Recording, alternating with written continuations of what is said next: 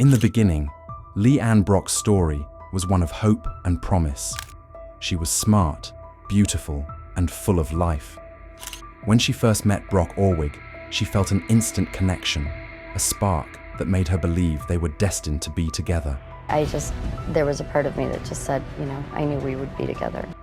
For a while, their relationship seemed like a fairy tale.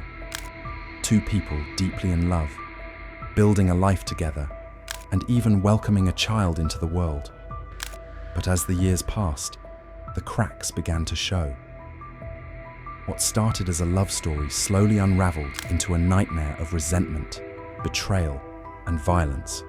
Before we get started, make sure to subscribe and turn on notifications for in-depth coverage of true crime, unsolved mysteries, and the dark side of history. Nearly 4 years and 1 child later, Leanne and Brock found themselves in the throes of a bitter divorce. The once loving couple had become adversaries, locked in a never-ending war that seemed to have no resolution. The divorce proceedings were messy, filled with accusations, legal battles, and emotional turmoil. It was a far cry from the hopeful beginning they had shared. And then, on the morning of November 1st, things took a dark and violent turn. A turn that would leave both of them battered, bloodied, and telling two very different stories. Leanne's side of the story, a terrifying attack. Leanne's account of that fateful morning is nothing short of horrifying. She recalls sitting at her computer, typing an email, when she felt something strike the back of her head. Startled, she turned around to find a man standing behind her, dressed in dark clothing, a knit cap, and a blonde wig. Before she could react, he began hitting her repeatedly with what she later discovered was a 2x4 wrapped in a tube sock. The blows came fast and hard, at least 15 strikes to her head. At one point, the attacker dropped the weapon, but the assault didn't stop. He lunged at her, grabbing her throat and choking her until she felt herself losing consciousness. Realizing she couldn't fight him off, Leanne made a desperate decision. She played dead. "I just went limp," she says. The man stopped choking her and instead began binding her arms and legs with rope. Then, in a bizarre and terrifying twist, he forced pills into her mouth and poured what she believes was alcohol down her throat. "I was terrified. I didn't know what he was going to do next." But the nightmare wasn't over. Leanne heard the man rummaging through her kitchen knife drawer, and her mind raced with fear. Instead, the man untied one of her arms, grabbed her left hand, and placed her fingertips on the handle of a knife. Then, he blindfolded her, grabbed her keys, and left the house. With her legs still tied, Leanne mustered every ounce of strength she had. She jumped up, locked the door, and stumbled to her phone to call 911. When the police arrived, they found Leanne badly beaten and covered in blood. But that wasn't the only shocking discovery they made that day. In the detached garage, detectives found Leanne's ex-husband, Brock Orwig, face down on the cement floor with a butcher knife sticking out of his back. Brock Orwig tells a very different story. According to him, Leanne invited him over that morning to discuss co-parenting their child and to try to patch things up between them. "I went to her side door," he recalls. "It was open, so I knocked, and she invited me in."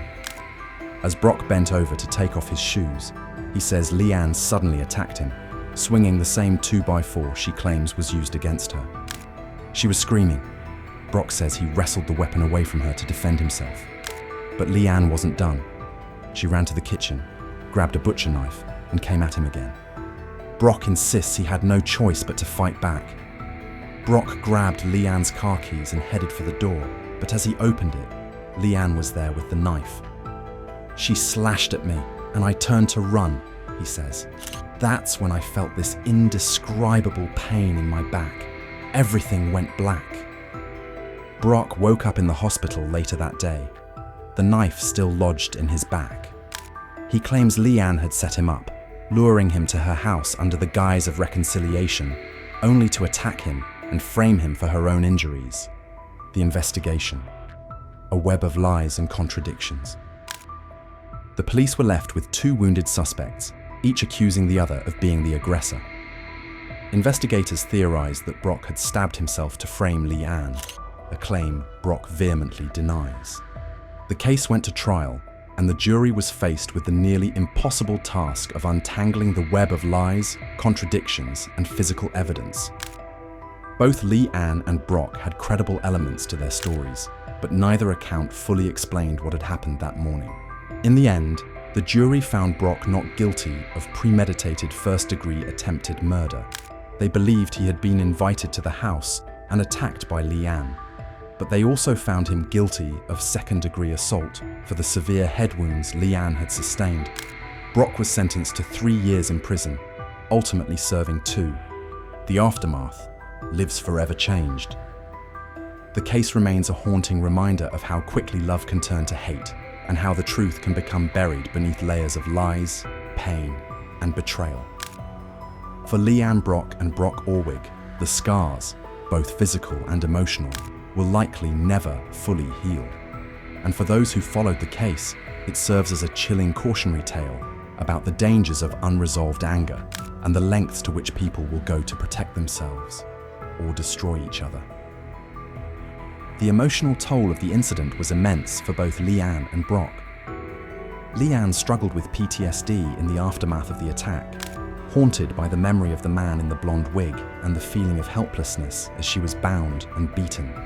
Custody battles and the strain of their fractured relationship left the child torn between 2 parents who could no longer stand to be in the same room together. The case also raised broader questions about the legal system's ability to handle cases where both parties are accusing each other of violence. With no clear evidence pointing definitively to one side or the other, the jury was left to piece together a narrative from conflicting accounts and ambiguous physical evidence. Legal experts have pointed to the case as an example of the complexities of domestic violence cases, where emotions run high and the truth is often obscured by layers of pain and resentment. These cases are never black and white, says a family law attorney. There's always more to the story than what meets the eye.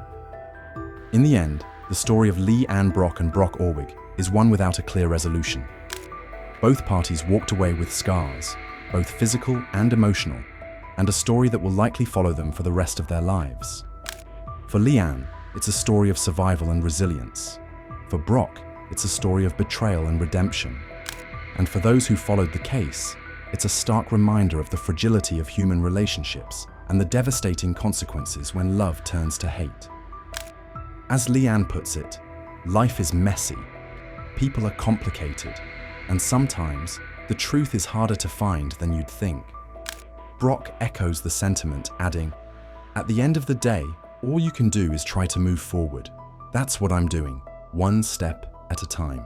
If you enjoyed this video, please make sure to subscribe to our channel and hit the bell icon to never miss an update. Until next time.